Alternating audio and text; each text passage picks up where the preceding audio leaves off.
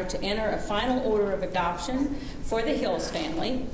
And let me inform you. November is National Adoption Awareness Month, and every November in Fairfax County we honor our adoptive families as well as children who have been adopted through the county and as well as children who are available for adoption.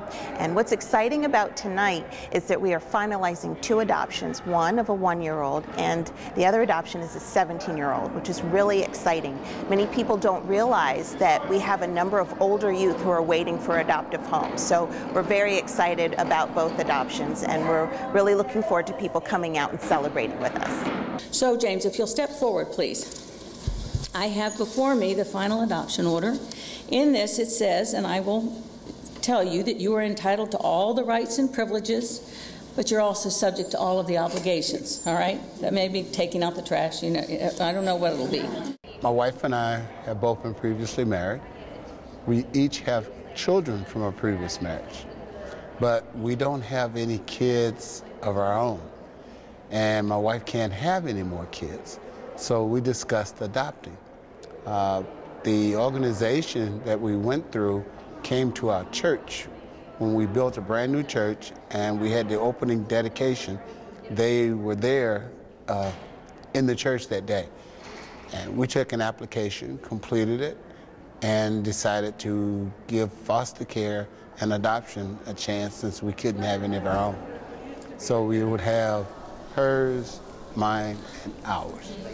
When it comes to adopting, unless you adopt a baby, if you adopt a child that's already, say, past, I'd say 2 or 3, they have their little personalities and they have other things, so you have to be patient with the child and get to know the child and learn ways and how to let that child know that you love them, that you're not going to leave them, that you're not going to abuse them if they've been abused, because a lot of them have been abused.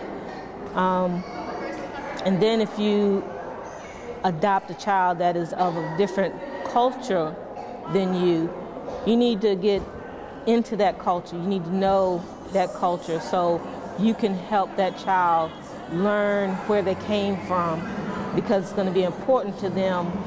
Many people think that you have to be married or you have to own your own home to adopt a child, but you can actually be single or married or divorced, and you do not have to own your home. You can rent, you can live in an apartment or a home, and many people think that you have to be a stay-at-home parent, but you can actually work outside of your home, and you also don't necessarily have to have parenting experience. Some of our families have parented before, but many of our parents have not.